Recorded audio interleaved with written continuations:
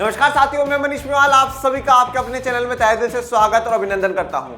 मैं उम्मीद करता हूं कि आप सभी शानदार, जबरदस्त और जिंदाबाद होंगे और आप सभी की कक्षा 12 की जो तैयारियां हैं वो बिल्कुल धमाकेदार चल रही होंगी। और इन्हीं धमाकेदार तैयारियों को और भी धांसू बनाने के लिए आज हम लोग पढ़ने जा रहे हैं कक्षा 12 की राजनीति विज्ञान में समकालीन विश्व राजनीति की किताब का अध्याय 5 समकालीन दक्षिण एशिया, कंटेम्प्रेरी साउथ एशिया हम पढ़ रहे हैं। और आज उसमें हम लोग जो पढ़ेंगे वो है हमारा लेक्चर नंबर 3। कौन सा लेक्चर है? लेक्चर नंबर 3 है। हमने लेक्चर 1 और 2 पढ़ लिया है। लेक्चर 1 में हम लोगों ने बात करी कि दक्षिण एशिया क्या है, दक्षिण एशिया में कौन कौन से देश शामिल होते हैं। तो 7 देशों की चर्चा करी है, जिसमें कौन कौन से हैं? भारत है, पाकिस्तान है, नेपाल, भूटान, बांग्लादेश, श्रीलंका, मालदीव। ये 7 देश जो हैं दक्षिण एशिया का भाग है।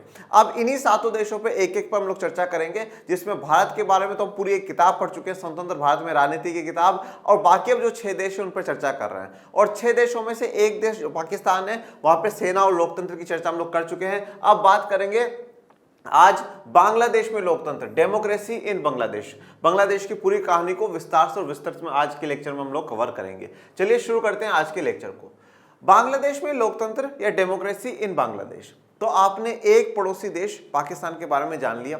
अब आज हम लोग बात करेंगे बांग्लादेश की। सबसे पहले तो बात करते हैं कि बांग्लादेश का जो जन्म है किस प्रकार से हुआ वो देख लेते हैं। देखिए कि आप सभी को ये बात अच्छे से पता है कि बांग्लादेश, पाकिस्तान सब भारत का हिस्सा थे। ठीक है, ऑलमोस्ट जो पूरा भारतीय उपमहाद्वीप था वो भारत का ही हिस्सा हुआ करता था। और बांग्लादेश की जो कहानी है उसको समझते हैं। देखिए 1947 से पहले, 1947 से पहले अगर आप इंडिया को देखेंगे तो आप भारत को 2 भागों में बांट सकते हैं बच्चों। कितने भागों में बांट सकते हैं? 2 भागों में बांट सकते हैं।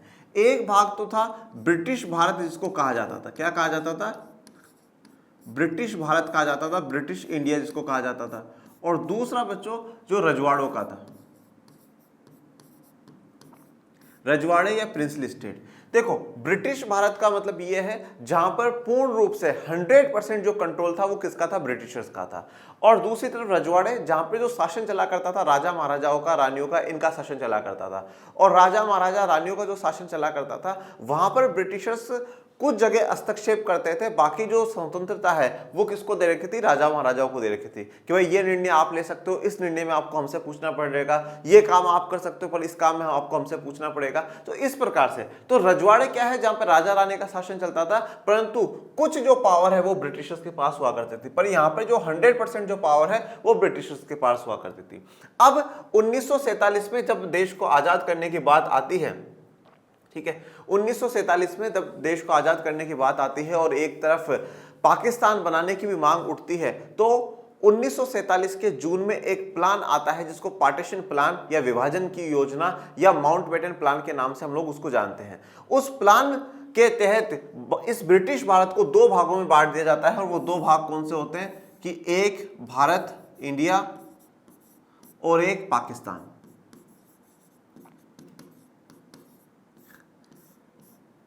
इस ब्रिटिश इंडिया में से क्या करा कि एक भारत और एक पाकिस्तान बना दिया। और रजवाड़ों को क्या है, रजवाड़े जो 565 रजवाड़े थे, मतलब 565 ऐसे स्थान थे जहां पे राजा रानियों के राज चला करते थे। और इनको ये कहा गया कि आपके पास क्या है? विकल्प है, आपके पास चॉइस है।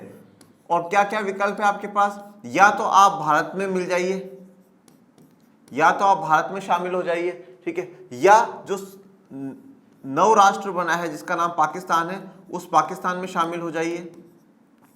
और नहीं तो आप स्वतंत्र रहना चाहते हैं तो आप स्वतंत्र भी रह सकते हैं, अलग से खुद का देश, खुद का राष्ट्र बना करके रहना चाहते हैं तो वो भी रह सकते हैं। तो ये जो रजवाड़ों वाली जो पूरी कहानी है, ये कहानी तो हम स्वतंत्र भारत की राजनीति के किताब के अध्याय 1 में बड़े अच्छे से पढ़ चुके हैं। अब इधर आ जाओ।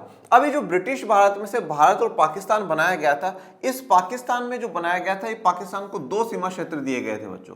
2 सीमा क्षेत्र में एक सीमा क्षेत्र था जिसको कहा जाता था पश्चिमी पाकिस्तान। कौन सा पाकिस्तान? पश्चिमी पाकिस्तान। और दूसरा है पूर्वी पाकिस्तान। पश्चिमी पाकिस्तान और पूर्वी पाकिस्तान। जैसे कि फॉर एग्जांपल ये इंडिया का मैप था, अगर ये इंडिया का मैप है और इस मैप में ये उत्तर हो जाएगा, नीचे दक्षिण हो जाएगा, ये पूरब और ये पश्चिम हो जाएगा। तो इधर वाला जो है, जो आज मौजूदा पाकिस्तान है, उसको क्या कहा जाता था? पश्चिमी पाकिस्तान कहा जाता था। और जो आज का बांग्लादेश है उसको पूर्वी पाकिस्तान कहा जाता था। तो 1947 से लेकर करके 1971 तक ये दोनों क्या थे? पाकिस्तान थे। और पाकिस्तान को 2 सीमा क्षेत्र दिए गए, पश्चिमी पाकिस्तान और पूर्वी पाकिस्तान। पश्चिमी पाकिस्तान है जिसको आज हम लोग जो जानते हैं वो किस नाम से जानते हैं? पाकिस्तान के नाम से जानते हैं। और जो पूर्वी पाकिस्तान है आज 8% 1970 के बाद हम उसको बांग्लादेश के नाम से जानते हैं। किसके नाम से जानते हैं? बांग्लादेश के नाम से जानते हैं। तो पाकिस्तान और बांग्लादेश ये पहले 1971 तक दोनों एक ही थे और 1947 में ब्रिटिश द्वारा जो विभाजन करा गया था भारत का, उस विभाजन में से पश्चिमी पाकिस्तान और पूर्वी पाकिस्तान बना करके पाकिस्तान को सौंप दिए गए थे। परंतु 1971 में क्या होता है कि वहां पर आंदोलन शुरू होते हैं। आंदोलन बहुत पहले से शुरू हो जाते हैं। पश्चिमी पाकिस्तान के खिलाफ आंदोलन होते हैं। पश्चिमी पाकिस्तान की जो सरकार है उसके खिलाफ आंदोलन पूर्वी पाकिस्तान के लोग कर देते हैं, क्योंकि 2-3 कारण बड़े मुख्य हैं। पहली बात तो क्या है कि जो पूर्वी पाकिस्तान के लोग हैं, जो जब भारत का बंटवारा हुआ था तो ये वाला जो एरिया है कहां से कटा था? हमारे बंगाल में से और असम के कुछ एरिया को मिलाकर करके ये एरिया पाकिस्तान को उस समय सौंपा गया था। तो वहां पे जो बांग्ला भाषा है उस बांग्ला भाषा का बड़ा दबदबा था। उसके अलावा पश्चिमी पाकिस्तान के लोग किसी भी प्रकार के मतलब राजनीतिक अधिकार जो उनको मिलने चाहिए वो अधिकार नहीं दिया करते थे। सरकार का पूरा कंट्रोल जो होता था वो पश्चिमी पाकिस्तान का होता था। मतलब ये दोनों एक ही देश की सीमा क्षेत्र था, परंतु उसके बावजूद भी क्या है, उसके बावजूद भी कभी भी पूर्वी पाकिस्तान को मतलब किसी प्रकार का कोई अधिकार या सरकार में हिस्सेदारी भागीदारी इस प्रकार की नहीं हुई। तो यहाँ के लोगों का विरोध प्रदर्शन बढ़ता गया और यहाँ पर बांग्ला भाषा बोलने वाले लोग थे, परंतु इधर पश्चिमी पाकिस्तान में उर्दू भाषा का दबदबा था और ये चाहते थे कि यह भी उर्दू का ही प्रयोग करे, बांग्ला भाषा का प्रयोग ना करे। तो धीरे धीरे आंदोलन बढ़ता है और पूर्वी पाकिस्तान में या बांग्लादेश में एक व्यक्ति थे जिनका नाम था शेख मुजीबुर रहमान। ठीक है, शेख मुजीबुर रहमान, जिनकी जो बेटी है शेख हसीना आज बांग्लादेश की प्रधानमंत्री है। तो शेख मुजीबुर रहमान वहां पर आंदोलन का नेतृत्व करते हैं, लीडरशिप करते हैं और लीडरशिप करते करते वो पश्चिमी पाकिस्तान का विरोध करते हैं कि पश्चिमी पाकिस्तान हम लोगों पर अत्याचार कर रहा है। और फाइनली जब 1971 के समय में वहां पे पश्चिमी पाकिस्तान की सरकार इनको दबाने की कोशिश करती है, आंदोलनों को कुचलने की कोशिश करती है, तो काफी पूर्वी पाकिस्तान के जो लोग हैं वो भारत में शरण ले लेते हैं, भारत आ जाते हैं। और जब वो भारत आ जाते हैं तो फाइनली फिर भारत क्या करता है, पूर्वी पाकिस्तान की सेना के तौर पर और वित्तीय तौर पर सहायता करता है और बांग्लादेश जिसे हम आज कहते हैं उस पूर्वी पाकिस्तान को 1971 में इस पश्चिमी पाकिस्तान के अत्याचार से आजाद कराता है। तो इस प्रकार से 1971 में बांग्लादेश का जन्म हुआ है। उस बांग्लादेश का जन्म जो कि 1947 से 1971 तक पाकिस्तान का भाग था और 1947 से पहले भारत का भाग हुआ करता था, भारत का अंग हुआ करता था। तो अब यहाँ पे पश्चिमी पाकिस्तान जो है वो आज पाकिस्तान कहलाता है और पूर्वी पाकिस्तान जो है वो बांग्लादेश कहलाता है। ये जो आपको दर्शाया गया है ये बांग्लादेश का मानचित्र दर्शाया गया है। ये रंगपुर वहाँ का, ये राजशाही, मायमेनसिंह, ढाका वहाँ की जो कि राजधानी है, खुलना, बारिसाल, ठीक है, साइलेट, ये चित्तोंग, ठीक है, चितगोंग, ये तो ये पूरा क्या है बांग्लादेश का जो मानचित्र है वो आपको दर्शाया गया है। तो बांग्लादेश की जो बेसिक कहानी है कि बांग्लादेश फिर किस प्रकार से बांग्लादेश का निर्माण हुआ है वो आप लोगों को यहाँ पर समझा दिया गया है। अब चलिए अब आगे बढ़ते हैं।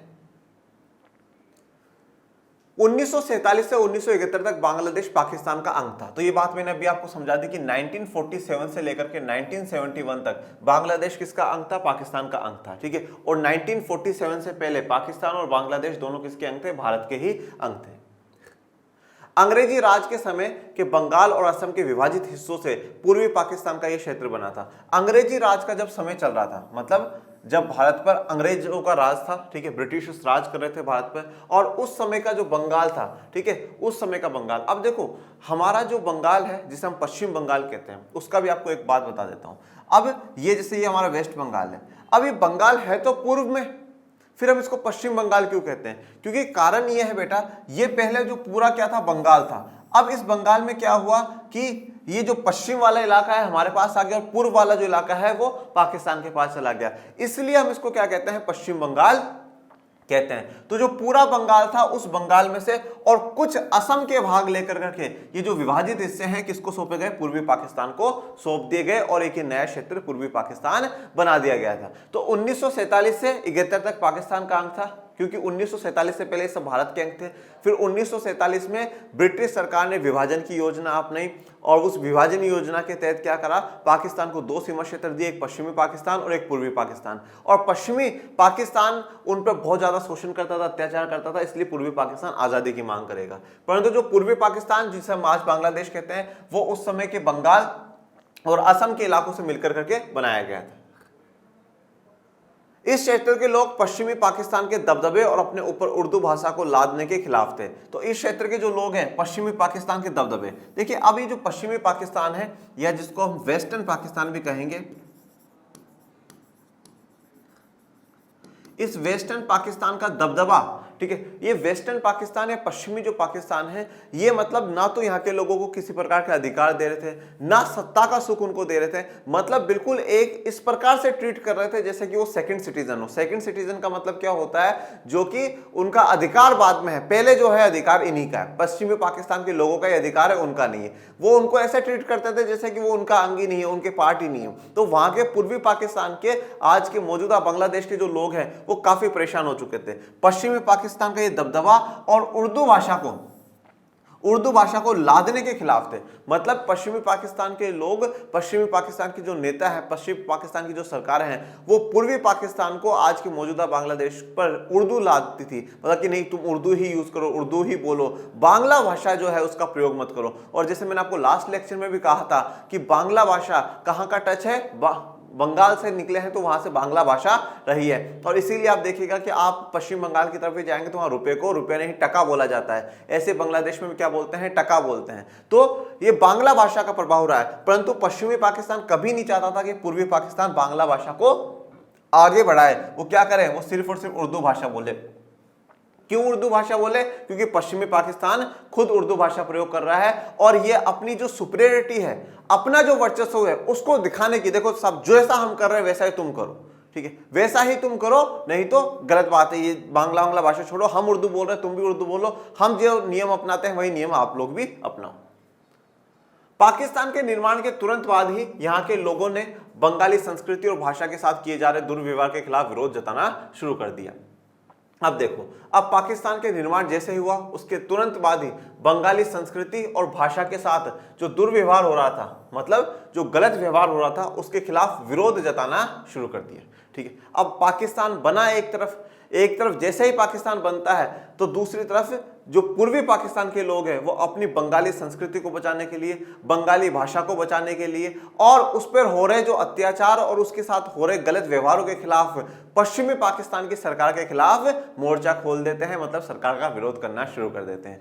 अब देखिए पाकिस्तान की हालात देखिए, पाकिस्तान खुद का संविधान सही से तैयार नहीं कर पाया, जो तैयार हुआ 56 में वो 2 साल में हट जाता है। उसके बाद आप देखिए कि वहां पे कभी लोकतंत्र, कभी सेना, फिर लोकतंत्र, फिर सेना का शासन चल रहा है। और यहां तक जो पूर्वी पाकिस्तान, जो कि उस पाकिस्तान का अंग बन चुका था, जो उसका हिस्सा था, वो उस पूर्वी पाकिस्तान को भी संतुष्ट नहीं कर पाया, उसकी जो इच्छा है, उनकी आकांक्षाओं को भी पूरा नहीं कर पाया। इसलिए आजादी के तुरंत बाद ही क्या होता है, पूर्वी पाकिस्तान के जो लोग हैं वो अपनी भाषा को, अपनी संस्कृति को बचाने के लिए अपनी ही देश की जो सरकार है, पश्चिमी पाकिस्तान की जो सरकार है, उसके खिलाफ आंदोलन करना शुरू कर देते हैं और विरोध प्रदर्शन शुरू कर देते हैं।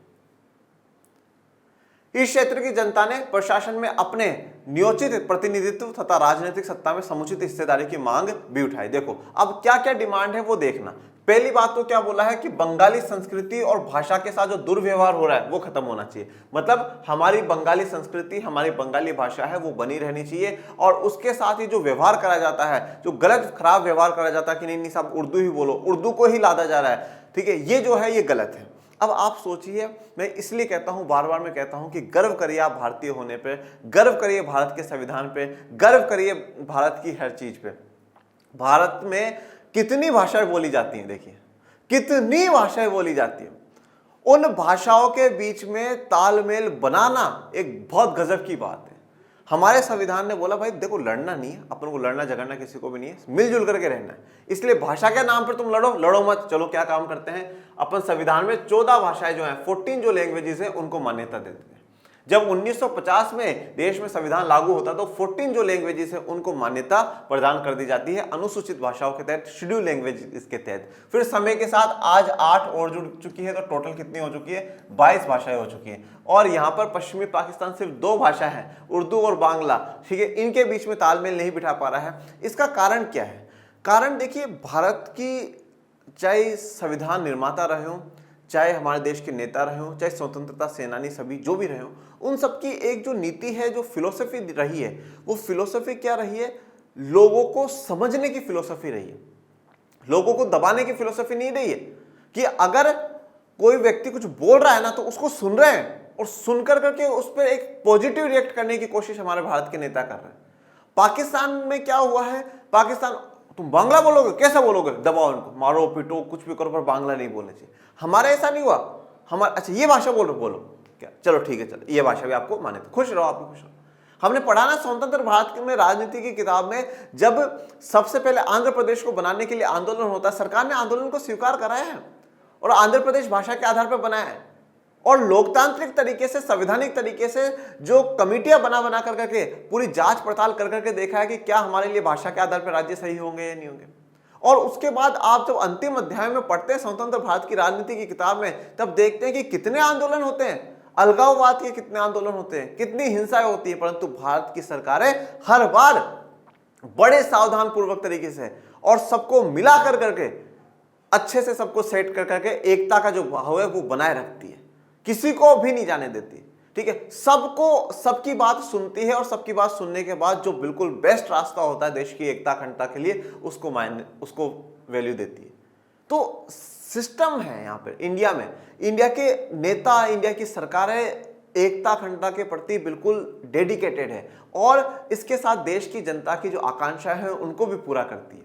आज भी मतलब आप देखिए दक्षिण भारत में भाषा एक बड़ा मुद्दा है, ठीक है, परंतु फिर भी भाषा को बिल्कुल अच्छे से हम टैकल कर रहे हैं। 1965 में जब आंदोलन हुआ तमिलनाडु में कि साहब इंग्लिश को बंद किया जा रहा है, तो बोला नहीं होना चाहिए, सरकार बोला कोई बात नहीं, नहीं करेंगे बंद, आप शांत रहिए, हमारी एकता जो है ना, हमारी यूनिटी है वो जरूरी है, कोई बात नहीं, आप इंग्लिश यूज करते हैं इंग्लिश यूज करिए, उत्तर भारत के लोग हिंदी यूज करते हैं हिंदी यूज करेंगे, मतलब किसी प्रकार का कोई विवाद नहीं होने दिया। और पाकिस्तान सिर्फ और सिर्फ 2 भाषाओं में ये स्थिति हो गई कि वहां का एक जो हिस्सा जो पूर्वी पाकिस्तान उनको दिया था वो कुछ समय के बाद ही आज़ादी की मांग कर लेता है और फाइनली 1971 में जो है वो आज़ाद हो जाता है, ठीक है। पर भारत में ऐसा कुछ भी नहीं हुआ, भारत समय के साथ मिलाता ही गया सबको, गोवा को मिला लिया, पुडुचेरी को मिला लिया, सिक्किम खुद बोले नहीं साहब हम भारत के साथ ही जाएंगे ठीक है। तो ये भारत का मतलब प्रेम है जो सबको अट्रैक्ट कर लेता, नहीं साहब भारत के साथ ही जुड़ना है। और आज जितने भी जो रजवाड़े जो भारत में जुड़े हैं वो खुद को बड़ा खुशनसीब समझते होंगे कि हाँ यार सही डिसीजन लिया कि हम भारत के साथ जुड़े हुए। भारत में सच्चा लोकतंत्र है बच्चों, और भारत के संविधान की, भारत के संविधान निर्माताओं की तो जितनी तारीफ करें वो तो कम है, परंतु इन सभी के साथ साथ मैं देश में सभी प्रधानमंत्री जो बने हैं उनकी भी बड़ी तारीफ करता हूँ। सच में बड़े बहुत शानदार तरीके से यार उन्होंने संविधान को लागू भी करा है, संविधान की बातों को माना भी है और देश में एकता अखंडता को बना करके भी रखा है। सच में बहुत अच्छा काम करा है। सभी प्रधानमंत्रियों ने कुछ समस्याओं का, कुछ संकटों का सामना करा है, परंतु हर संकट को उन्होंने ओवरकम करा है, ठीक है। और देश की एकता अखंडता, देश में भाईचारा, देश में जो प्रेम है उसको सबसे पहले प्राथमिकता दी है। तो अब पहला तो बंगाली संस्कृति के खिलाफ आंदोलन है, और दूसरा क्या है कि जनता ने प्रशासन में अपने नियोजित प्रतिनिधित्व, अब मतलब जो पूरा प्रशासन था, मतलब जो पूरा एडमिनिस्ट्रेशन, जो पूरी व्यवस्था पाकिस्तान की चला करती थी, उसमें भी जो पूर्वी पाकिस्तान है उन लोगों को नियोजित प्रतिनिधित्व नहीं था। नियोजित प्रतिनिधित्व का मतलब क्या होता है? न्याय उचित वाला प्रतिनिधित्व नहीं था, मतलब जितना प्रतिनिधित्व उनको मिलना चाहिए था, जितना मौका उन लोगों को मिलना चाहिए था, वो मौका उनको नहीं मिल पा रहा था। राजनीतिक सत्ता में भी समुचित हिस्सेदारी की मांग की गई, तो मतलब कि प्रशासन में भी हमें प्रतिनिधित्व दिया जाए, और जो राजनीतिक सत्ता है, सरकार जो बनती है, उसमें भी हमें उचित हिस्सेदारी दी जाए। इन 2 चीजों की भी मांग करी है। एक तो बंगाली संस्कृति को बचाए रखने की मांग करी है, एक प्रशासन में नियोजित प्रतिनिधित्व की मांग करी है, एक राजनीतिक सत्ता में समुचित हिस्सेदारी के साथ हमें सत्ता में बराबर की सही हिस्सेदारी हम लोगों को चाहिए, ये मांग करी है। पश्चिमी पाकिस्तान के प्रभुत्व के खिलाफ जन संघर्ष का नेतृत्व शेख मुजीबुर रहमान ने किया। उन्होंने पूर्वी क्षेत्र के लिए स्वायत्तता की मांग की। अब पश्चिमी पाकिस्तान का ये जो प्रभुत्व था, जो पश्चिमी पाकिस्तान अपना डोमिनेंस, अपना वर्चस्व पूर्वी पाकिस्तान के ऊपर दिखा रहा था, इसके खिलाफ आंदोलन का जो नेतृत्व है, लीडरशिप जो करते हैं, वो करते हैं शेख मुजीबुर रहमान। शेख मुजीबुर रहमान बांग्लादेश के फादर ऑफ नेशन कहे जाते हैं, राष्ट्रपिता कहे जाते हैं बांग्लादेश के। और आज जो वहां की प्रधानमंत्री है शेख हसीना जी, वो इनकी बेटी है। और 2011 में बांग्लादेश के संविधान में 15वां संविधान संशोधन करा गया। 15वां संविधान संशोधन करा गया। और 2011 में जो सरकार थी वो इनकी बेटी की थी। ठीक है, 2011 में बांग्लादेश के संविधान में 15वां संविधान संशोधन कर करके संविधान में ये लिखा गया कि साहब शेख मुजीबुर रहमान बांग्लादेश के क्या होंगे, राष्ट्रपिता होंगे, फादर ऑफ नेशन होंगे। क्यों होंगे? बोले क्योंकि 1971 में आजादी दिलाने में इनका एक बड़ा योगदान रहा है। 2011 में वहां के संविधान में संशोधन कर करके बाकायदा लीगली ये कर दिया गया कि जो फादर ऑफ नेशन है वो कौन है, शेख मुजीबुर रहमान है। और 2011 में जो सरकार थी वो इनकी बेटी की थी, शेख हसीना जी की। शेख हसीना जी 2009 से लगातार बांग्लादेश की प्रधानमंत्री बनती हुई आ रही है। लगातार 2009 से बांग्लादेश की प्रधानमंत्री शेख हसीना जी बनती हुई आ रही है। तो इनके जो पिताजी हैं शेख हसीना जी के, शेख मुजीबुर रहमान जी, उन्होंने पश्चिमी पाकिस्तान के प्रभुत्व के खिलाफ आंदोलन छेड़ा और पूर्वी क्षेत्र के लिए, पूर्वी पाकिस्तान के लिए स्वायत्तता की मांग करी कि थोड़ी बहुत हमें ऑटोनॉमी मिलनी चाहिए, थोड़ी बहुत हम लोगों को फ्रीडम मिलनी चाहिए। शेख मुजीबुर रहमान के नेतृत्व वाली आवामी लीग को 1970 के चुनाव में पूर्वी पाकिस्तान की सारी सीटों पर विजय मिली। अब देखिए, शेख मुजीबुर रहमान के नेतृत्व वाली आवामी लीग, ठीक है, कौन सी लीग है? आवामी लीग है बेटा। 1970 के जब चुनाव हुए तो पूर्वी पाकिस्तान की सारी सीटों पर विजय मिली। अब याद करिए पाकिस्तान वाला लेक्चर जिसमें मैंने आपको बताया था 1971 से लेकर के 1977 तक वहां पर निर्वाचित सरकार रहती है। क्या रहती है? निर्वाचित सरकार रहती है। जुल्फिकर अली भुट्टो के नेतृत्व में वहां पर सरकार बनती है। मतलब उस समय चुनाव हुए होंगे, तो चुनाव इधर भी हुए और उधर भी हुए। तो इधर जो आवामी लीग है, आवामी लीग किसकी है? शेख मुजीबुर रहमान जी की है। शेख मुजीबुर रहमान जी 1970 के चुनाव में पूर्वी पाकिस्तान की जितनी भी सीटें होती हैं उन सभी पे कौन जीत जाती है? आवामी लीग जीत जाती है। इसका मतलब क्या था कि वहां की जो जनता है वो किसके साथ है? शेख मुजीबुर रहमान के साथ है। आवामी लीग को संपूर्ण पाकिस्तान के लिए प्रस्तावित संविधान सभा में भी बहुमत हासिल हो गया। और आवामी लीग को जो संपूर्ण पाकिस्तान के लिए प्रस्तावित संविधान सभा थी कि भाई संविधान बनाने के लिए जो सभा बनाई जा रही है, उस सभा के लिए भी आवामी लीग को बिल्कुल अप्रूवल मिल चुका था। मतलब वहां पर भी ज्यादा से ज्यादा जो जीत करके लोग पहुंचे थे वो आवामी लीग करके ही पहुंचे थे।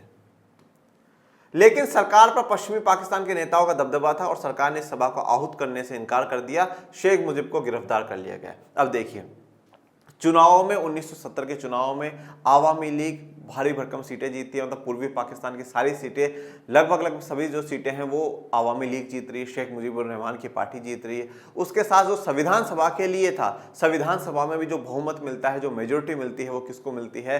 शेख मुजीबुर रहमान की पार्टी आवामी लीग को मिलती है। परंतु इसके बावजूद भी पश्चिमी पाकिस्तान के जो नेता होते हैं, क्योंकि सरकार पे और पूरी पॉलिटिक्स पे, पाकिस्तान की पॉलिटिक्स पे जो दबदबा रहा है वो पश्चिमी पाकिस्तान का था। और पश्चिमी पाकिस्तान के नेताओं ने इस बात को मानने से मना कर दिया, बोले नहीं ऐसा ऐसा नहीं है, ये गलत है, सब जो हुआ है गलत है, ये नहीं मानते हम लोग कि संविधान सभा में इनकी मेजोरिटी है। ऐसा क्यों? क्योंकि उनको ऐसा लगता था कि भाई अगर इनकी मेजोरिटी हो तो फिर ये तो पूरा का पूरा जो कॉन्स्टिट्यूशन है वो अपने हिसाब से बना डालेंगे कि हाँ, ये बांग्ला भाषा को प्राथमिकता देंगे, बांग्ला संस्कृति को बचाएंगे, ठीक है, इतना जो है उचित हिस्सेदारी होगी। तो उस बात के चक्कर में उस बात को मानने से मना कर दिया और शेख मुजीबुर रहमान को क्या कर लिया गया? गिरफ्तार कर लिया गया, अरेस्ट कर लिया गया। जनरल याहिया खान के सैनिक शासन में पाकिस्तान सेना ने बंगाली जनता के आंदोलन को कुचलने की कोशिश करी। अब जब बांग्लादेश संकट आता है तो वहां पे कौन है? याहिया खान है। याहिया खान के बाद 1971 से 77 तक जो चलेगा वो जुल्फिकर अली भुट्टो का राज चलेगा। याहिया खान का सैनिक शासन था और सैनिक शासन ने बंगाली जनता के आंदोलन को कुचलने की कोशिश करी। ठीक है, पहली बात तो सेना का शासन था और पाकिस्तान ने ये सोचा कि भैया ये आंदोलन चल रहा है, ये आंदोलन पाकिस्तान के खिलाफ है, इसलिए क्या करा? उसको कुचलने की कोशिश कर दी गई। लोगों को खूब मारा गया, उनको जेलों में बंद कर दिया गया और लोगों के, जनता के जो नेता थे शेख मुजीबुर रहमान, उनको तो अरेस्ट ही कर लिया जाता है। हजारों लोग पाकिस्तानी सेना के हाथों मारे गए, तो हजारों की संख्या में लोग मारे जाते हैं। इस वजह से पूर्वी पाकिस्तान से बड़ी संख्या में लोग भारत पलायन कर गए। अब यही कारण था कि उस समय काफी लोग जो है वो भारत में पलायन कर गए, भारत में आ गए। लगभग बच्चों 80 लाख लोग, कितने लोग? 80 लाख लोग जो हैं वो पूर्वी पाकिस्तान से, मतलब आज के बांग्लादेश से 1971 में भारत आए थे। 80 लाख लोग एक बड़ा, मतलब आप कह सकते हैं कि आंकड़ा है। 80 लाख लोग पूर्वी पाकिस्तान के, जो कि आज का बांग्लादेश है, वहां से भारत आ जाते हैं उस समय जब 1971 में ये स्थितियां होती हैं। मतलब पश्चिमी पाकिस्तान वहां के लोगों पर अत्याचार करता है, सेना वहां के लोगों को मारती है, फिर युद्ध होता है। इन सब के दौर में टोटल मिलाकर के लगभग 80 लाख लोग भारत आ जाते हैं। भारत के सामने इन शरणार्थियों को संभालने की समस्या आन खड़ी हुई। अब ये जो शरणार्थी थे, ठीक है ना, ये जो शरणार्थी थे जिन्होंने भारत की शरण ली है, अब इनको संभालना थोड़ा सा भारत के लिए कठिन हो चुका था। भारत की सरकार ने पूर्वी पाकिस्तान के लोगों की आजादी की मांग का समर्थन किया और उन्हें वित्तीय और सैन्य सहायता दी। अब भारत की सरकार ने पूर्वी पाकिस्तान के जो लोगों ने ये आजादी की मांग कर रखी थी कि आजाद होना है, आजाद होना है, स्वायत्तता चाहिए पश्चिमी पाकिस्तान से, स्वायत्तता चाहिए, आजादी चाहिए पश्चिमी पाकिस्तान से, इस मांग का समर्थन किया। किसने किया है? भारत ने समर्थन किया, सपोर्ट किया। और भारत ने बोला हम आपको वित्तीय सहायता भी देंगे। वित्तीय सहायता मतलब फाइनेंशियली हम आपको पैसों से भी मदद करेंगे, और सैन्य सहायता जो है मतलब मिलिट्री के रूप में भी हम आपको सहायता देंगे। अब पाकिस्तान में इस समय नेता कौन है? याहिया खान है, जो कि सेना के जनरल है, वहां पर मिलिट्री का रूल चल रहा है। और भारत में जो नेता है, लोकतांत्रिक रूप से निर्वाचित नेता, प्रधानमंत्री श्रीमती इंदिरा गांधी जी थी। इसके परिणाम स्वरूप 1971 में भारत और पाकिस्तान के बीच युद्ध छिड़ गया। अब इसी के परिणाम स्वरूप जब भारत ने पूर्वी पाकिस्तान की आजादी की मांग को समर्थन कर दिया, वित्तीय सहायता दी, सैन्य सहायता दी, अब इसके कारण क्या होता है कि भारत और पश्चिमी पाकिस्तान में क्या होती है? लड़ाई होती है। और इस लड़ाई का जो रिजल्ट निकल के आता है वो ये आता है कि 1971 के इस युद्ध में भारत जीत जाता है, और भारत जीतने के बाद फाइनली जो पूर्वी पाकिस्तान है वो आजाद हो जाता है और एक नया देश बांग्लादेश बन जाता है। युद्ध की समाप्ति पूर्वी पाकिस्तान में पाकिस्तानी सेना के आत्मसमर्पण तथा एक स्वतंत्र राष्ट्र बांग्लादेश के निर्माण के साथ हुई। तो ये 1971 की जो लड़ाई हुई, इसका अंत कैसे होता है? जो पश्चिमी पाकिस्तान की जो सेना है उसका आत्मसमर्पण, वो सरेंडर कर देती है। ठीक है, भारत की आर्मी के आगे सरेंडर कर देती है कि भैया अब हम नहीं लड़ पाएंगे, हम हार मान ली हम लोगों ने। और जैसे ही वो हार मान लेते हैं वैसे ही एक नए राष्ट्र का, एक नए देश का निर्माण हो जाता है, जिसका नाम था बांग्लादेश। ये बांग्लादेश की कहानी कि बांग्लादेश किस प्रकार से बना है। देखिए अब किस प्रकार से ये युद्ध हुआ, कैसे हुआ, कितने सैनिक गए, किधर से अटैक हुआ, ये जो सारी कहानी है ये हम इंडिया वाली बुक में पढ़ चुके हैं। इंडिया वाली book politics in India since independence, उस वाली किताब हम पूरा पढ़ चुके हैं। पॉलिटिक्स इन इंडिया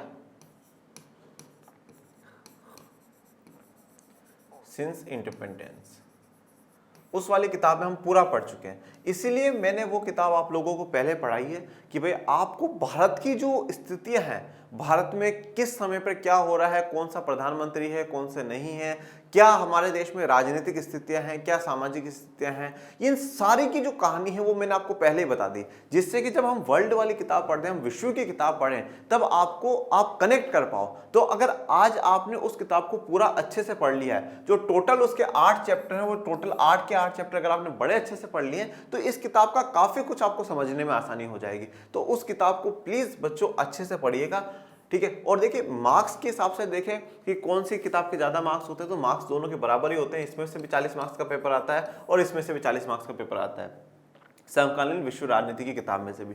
परंतु इसको समझिए और फिर ये चीजें कहीं ना कहीं आपके लिए काफी आसान हो जाएगी।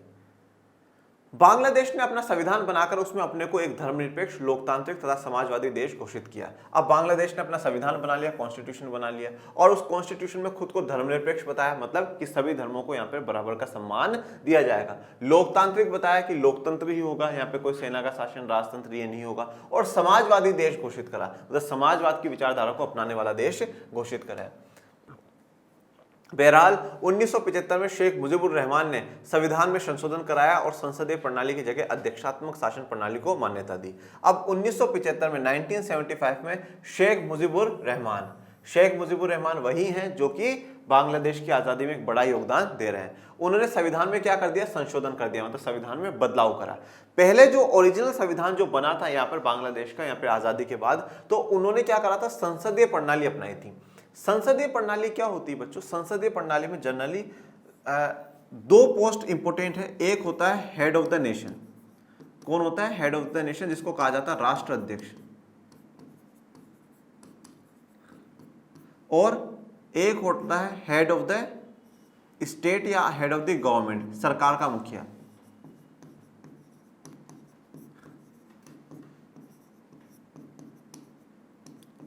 सरकार का मुखिया। जैसे आज भारत में संसदीय प्रणाली है, पार्लियामेंट्री सिस्टम है। अब हेड ऑफ द नेशन, राष्ट्र अध्यक्ष, ये दो प्रकार से हो सकते हैं। या तो यहाँ पे राजा हो सकता है, राजा रानी हो सकता है, या यहाँ पर निर्वाचित हो सकता है। और जो निर्वाचित होता है जनरली वो राष्ट्रपति होता है, ठीक है, वो राष्ट्रपति होता है। और यहाँ पे जो सरकार का मुखिया होगा वो कौन होगा, प्रधानमंत्री होगा, वो प्रधानमंत्री होगा।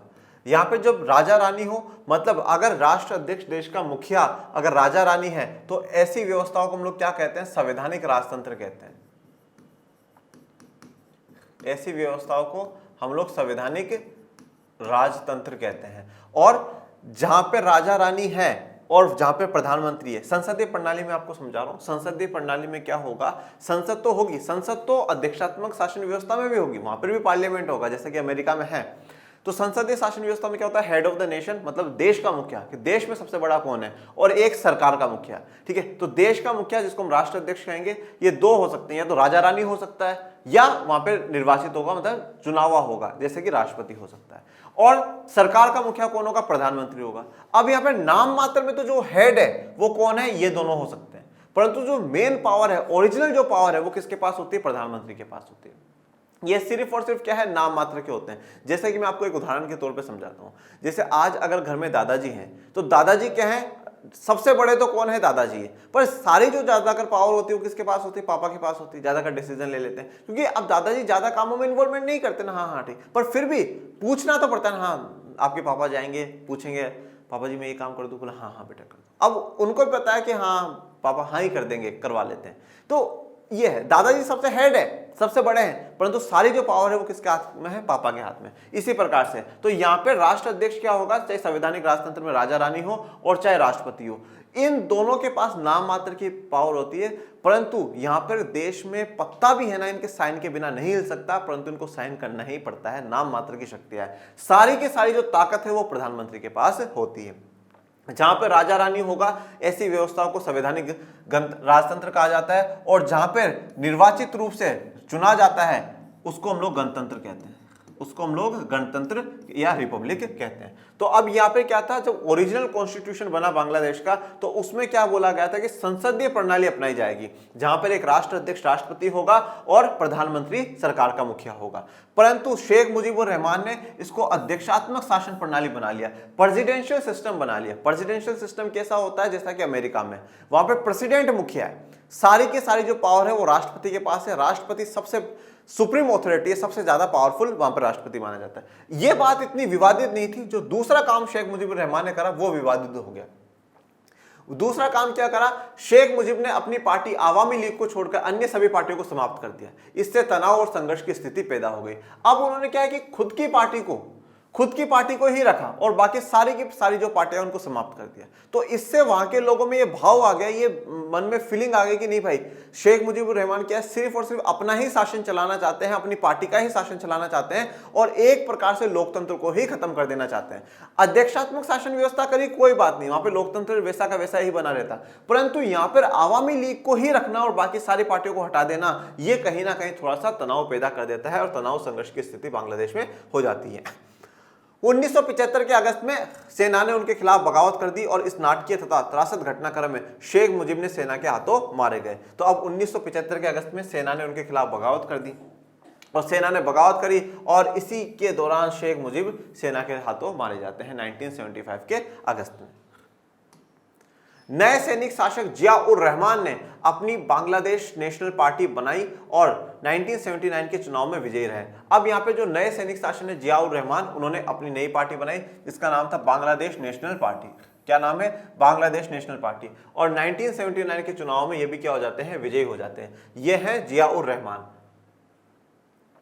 जिया-उर रहमान की हत्या हुई और लेफ्टिनेंट जनरल एच.एम. इरशाद के नेतृत्व में बांग्लादेश में एक और सैनिक शासन ने बागडोर संभाली। अब जिया-उर रहमान की भी हत्या हो गई। देखिए, शेख मुजीबुर रहमान बनते हैं, शेख मुजीबुर रहमान की सेना ने हत्या करी और फिर जिया-उर रहमान आए, जिया-उर रहमान की भी सेना ने हत्या कर दी। अब आए हैं एच.एम. इरशाद। कौन आए? एच.एम. इरशाद। एच.एम. इरशाद ने फिर सैनिक शासन के तहत बागडोर संभाली। लेकिन बांग्लादेश की जनता जल्द ही लोकतंत्र के समर्थन में उठ खड़ी हुई और आंदोलन में छात्र आगे आगे चल रहे थे। यह है एच.एम. इरशाद। कौन है? एच.एम. इरशाद है। और पर वहां की जो जनता है, बांग्लादेश की जनता है, वो लोकतंत्र को चाहती थी और किसी भी हाल में लोकतंत्र लेकर के आना चाहती थी। इसलिए वहां की जनता लोकतंत्र के लिए खड़ी होती है, लोकतंत्र के लिए आवाज उठाती है। और इस आंदोलन में जो सबसे आगे होते हैं वो कौन होते हैं? स्टूडेंट होते हैं, छात्र होते हैं, क्योंकि देश का भविष्य है ना। बाध्य होकर जनरल इरशाद ने एक हद तक राजनीतिक गतिविधियों की छूट दी। इसके बाद के समय में जनरल इरशाद 5 सालों के लिए राष्ट्रपति निर्वाचित हुए। तो जनरल इरशाद ने जनता के दबाव में आकर करके, लोगों के दबाव में आकर करके कुछ राजनीतिक गतिविधियों की छूट दे दी कि हाँ साहब आप ये भी काम कर सकते हो, ये भी कर सकते हो। तो थोड़ी फ्रीडम जो है लोगों को वो दे दी और 5 साल के लिए क्या है, निर्वाचित राष्ट्रपति बन गए, जनता द्वारा चुन करके वो राष्ट्रपति बन जाते हैं। जनता के व्यापक विरोध के आगे झुकते हुए लेफ्टिनेंट जनरल इरशाद को राष्ट्रपति का पद 1990 में छोड़ना पड़ा, परंतु फाइनली जो लेफ्टिनेंट जनरल इरशाद है उनको अपना पद छोड़ना ही पड़ा क्योंकि जनता उनसे खुश नहीं थी और उन्होंने फाइनली वो पद उनको हटाना ही पड़ा। 1991 में चुनाव हुए। इसके बाद से बांग्लादेश में बहुदलीय चुनावों पर आधारित प्रतिनिधिमूलक लोकतंत्र कायम है। तो 1991 में चुनाव हुए और 1991 से लगातार अब बांग्लादेश में बेहतर लोकतंत्र चल रहा है। बहुदलीय है, मतलब 2 से अधिक पार्टियां होंगी, बहुत सारी पार्टियां हो सकती है, ऐसी नहीं कि एक ही रहेंगी, बहुत सारी पार्टियां हो सकती हैं। और इस पर प्रतिनिधिमूलक लोकतंत्र है, जैसा लोकतंत्र भारत में है कि भैया हम हमारे नेताओं को चुन करके भेजेंगे। डायरेक्ट जनता हर फैसला नहीं करेगी, जनता अपने नेताओं को चुन करके भेजेगी और वो सरकार बनाएंगे, फिर वो सरकार है और वो संसद जो होगी देश की वो फैसला करेगी। ये है खालिदा जिया और ये है शेख हसीना। शेख हसीना अब भी वर्तमान में भी प्रधानमंत्री है। शेख हसीना और खालिदा जिया जो आंदोलन हुआ था, ठीक है, उस आंदोलन की लोकतंत्र समर्थन वाले जो आंदोलन है उसकी अगुवाई करती है, उसकी लीडरशिप करती है। और 1990 के दौर की बात बता रहा हूं, उस दौर में ये दोनों क्या कर रही हैं, उस आंदोलन की अगुवाई कर रही है, लोकतंत्र के समर्थन में आवाज उठा रही है। खालिदा जिया जिया-उर रहमान जो है उनकी वाइफ है और शेख हसीना शेख मुजीबुर रहमान की बेटी है। अब 1991 में जब यहाँ पर चुनाव होना शुरू हो जाते हैं तो खालिदा जिया यहाँ की प्रधानमंत्री बनती है। 1991 से लेकर के 1996 तक प्रधानमंत्री बनती है और फिर 2001 से लेकर के 2006 तक ये प्रधानमंत्री रहती है। और बांग्लादेश की प्रथम महिला जो प्रधानमंत्री बनी है वो खालिदा जिया बनी है। और शेख मुजीबुर रहमान की बेटी शेख हसीना 2009 से लेकर करके अभी तक हाल फिलहाल तक जो है वहाँ की प्रधानमंत्री है। अब शेख हसीना जो है वो आवामी लीग से है और ये बांग्लादेश नेशनल पार्टी से है, ठीक है। तो ये बांग्लादेश की पूरी कहानी थी। बांग्लादेश में सफलतापूर्वक अब लोकतंत्र चल रहा है और बांग्लादेश कहीं ना कहीं दक्षिण एशिया में अपनी एक अच्छी इंपोर्टेंस रखता है। जीडीपी में भी बांग्लादेश अपनी अच्छी ग्रोथ कर रहा है, लगातार बढ़ोतरी की तरफ है, प्रगति की तरफ बांग्लादेश है। काफ़ी अच्छी स्थितियों में बांग्लादेश धीरे धीरे आ रहा है। तो ये पूरी बांग्लादेश की कहानी थी। अब जो नेक्स्ट लेक्चर है उसमें हम हमारे एक और पड़ोसी देश की बात करेंगे जो है नेपाल, ठीक है। नेपाल में किसी प्रकार का कोई ऐसा संघर्ष नहीं था जो पाकिस्तान में और हमने यहाँ पे देखा कि सेना के बीच में चल रहा है, ठीक है। नेपाल में राजतंत्र के खिलाफ है। फिर जब हम श्रीलंका की बात करेंगे तो वहाँ जातीय संघर्ष है। इन सब की चर्चा करेंगे। हर देश की अलग अलग समस्याएं थी, उन समस्याओं का जिक्र हम लोग करेंगे। चलिए, आज के लेक्चर में आपको कोई भी डाउट, कोई भी समस्या आया हो तो कमेंट बॉक्स में मेंशन करिएगा। और आज का लेक्चर आपको कैसा लगा ये भी जरूर बताइएगा। और मेरे प्यारे विद्यार्थियों, पढ़ते रहिए, आगे बढ़ते रहिए और इस चैनल को भी ज़्यादा से ज़्यादा बढ़ाते रहिए। लाइक शेयर सब्सक्राइब करते रहिए। डिस्क्रिप्शन में टेलीग्राम आर्ट्स चैनल का लिंक दे रखा है, प्लीज़ उसको भी ज्वाइन कर लीजिएगा।